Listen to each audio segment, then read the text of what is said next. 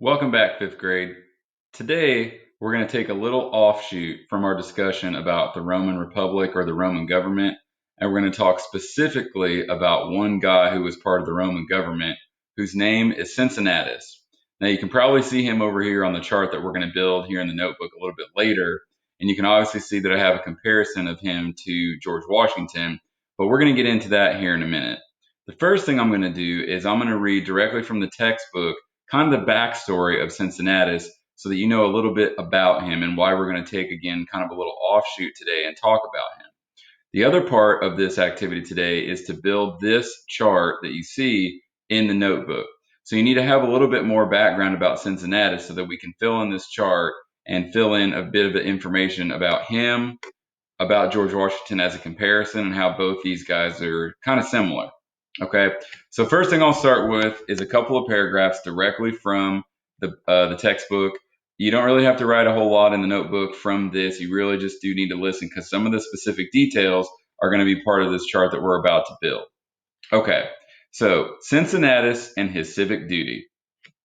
The Romans believed that there were times when the Republic needed a strong leader.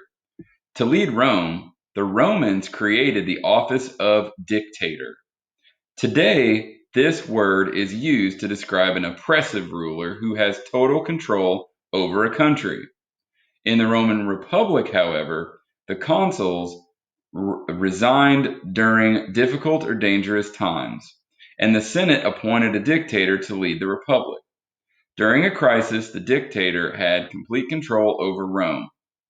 After the crisis was over, the dictator was expected to give up his power, and the regular government's power would then be restored. Okay, so real quick, let me go back 1 second to this chart that we've talked about before. It is in your notebooks already. What they're talking about is during this time in Rome, we've already discussed that you have two consuls, and you have the Senate and you have the Assembly. And I put this little picture down here in the bottom to remind you all from the Brain Pop video of how they have three separate parts, but they're all again keeping each other in check. No part is more powerful supposedly than the other two parts. Okay, so what they're saying about this intro paragraph with Cincinnatus is that in times of dire emergency, these two consuls could also step out of the way for some other outside person to come in and lead temporarily. Now, that person was known as the dictator. Now, today we use the term dictator as kind of a bad person or an evil ruler or something to that effect. But in those days, it really was pretty much an emergency temporary position. Okay. But Cincinnatus is going to be the most famous of them because he's going to step in for a very short time, do a very good job, and then pretty much give up his power right away. So we're going to get back into him here in a second. So I'll put these guys back up, and I'm going to go on with the textbook parts here. One of the most famous Roman dictators was Cincinnatus.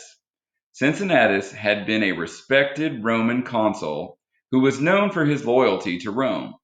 In 458 BC, a powerful enemy of Rome threatened to destroy the Roman army. The Senate appointed Cincinnatus as dictator to handle this emergency. Messengers were sent to his farm to tell him about his appointment. They found him plowing his fields. Cincinnatus accepted the role of dictator and he immediately created an army. Then he led that army into battle, easily defeating the enemy. Next, Cincinnatus marched his army back to Rome and resigned as dictator.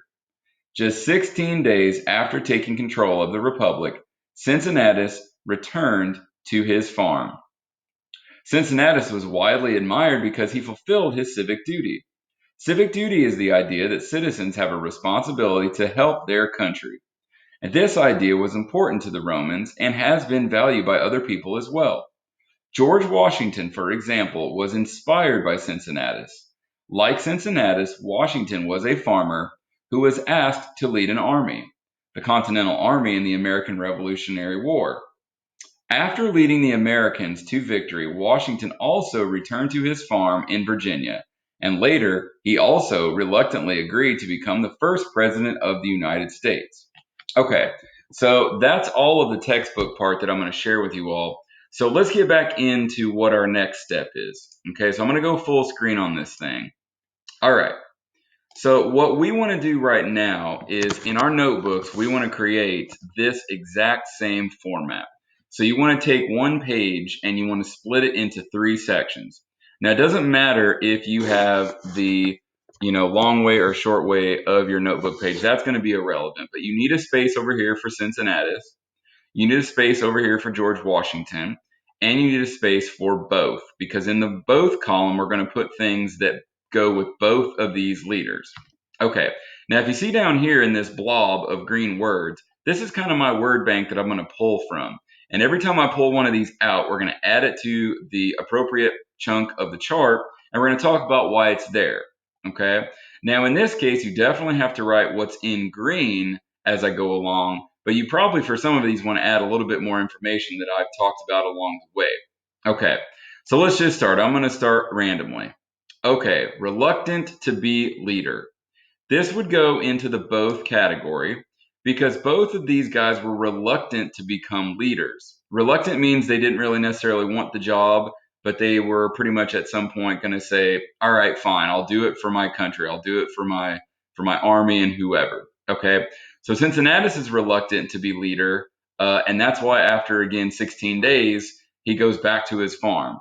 Okay, George Washington, on the other hand, he is a general in the army, and then later is asked to be the very first president of the United States, which he really wasn't hot on because he didn't want it to be similar to like a king or anything like that. But after a little persuasion, he thought, okay, well, if somebody needs to be the first president, I'll be the first president. So they're both reluctant to be leader. Okay, let me dig down here and get a few more of these. Okay, loyal and respected. That'll go in the both category as well, because both of these guys were loyal to their countries, loyal to their army, and they were respected by people within their countries and their armies as well. So neither one of these is seen as a bad leader or an evil leader or anything like that. They're both well respected in their own places. Okay, let's dive down here. One of these is Rome. We're going to put that over by Cincinnatus because obviously we're talking about Rome and he's coming from Rome. And since I have it down here already, I have the United States. Whoops, there we go. I have the USA over here with George Washington because obviously he represents the United States of America. He's a general in the what will eventually become United States Army. He becomes the first United States president. So that's why we have USA over by George Washington. Okay. Farmer. Both of them were farmers. Okay. Cincinnatus, as you heard in the paragraphs from the textbook, Cincinnatus is working on his farm after being in the government, and he didn't really plan on going back to be any kind of leader. But in the emergency of being attacked by an enemy, the Romans came to him on his farm and asked him if he would be a leader. And he said again, reluctantly, okay, fine, I'll do it. Okay. George Washington as well is a well-known farmer, plantation owner. So he's known as kind of a gentleman farmer or just kind of like a more rural person versus like a big city person or a super important person. Kind of wanted to be left alone on their farms to do their work. Okay. In the army, both of them obviously serve in the army or lead armies. In this case, Cincinnatus leads his army against their enemy. George Washington leads the army, the Continental Army, against the British. So both of them serve in the army. Okay. The year 450 BC. I'm going to put that over here by Cincinnatus because he lives around the time of 450 BC. So still not getting to the year zero yet, but he's about 450 years before that. So I'll do the other part with George Washington. He is going to be in charge of the army and eventually the early United States around the 1770s. Okay, so obviously these guys do not live anywhere near the same time period, but they're both known for very similar things. Okay, I'm going to pull president over here with George Washington because he is the first United States president, as we already mentioned. Now, the office of president is very similar that it is today. I mean, there was going to be an election. It's elected by American citizens to be the leadership, and not necessarily like a king who just gets the job.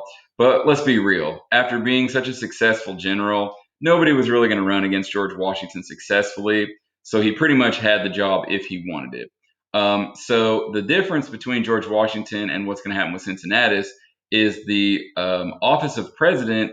It is kind of temporary, but it's pretty long temporary, because temporary for Cincinnatus in his day was 16 days.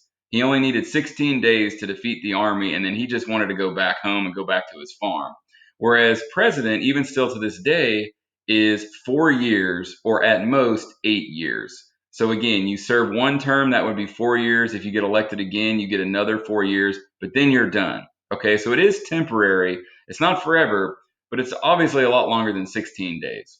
Okay, the one I want to save for last here is the word dictator. All right, the big thing we need to know about this, and again, like I've said, on some of these, you definitely need to add a little bit more information than just the word.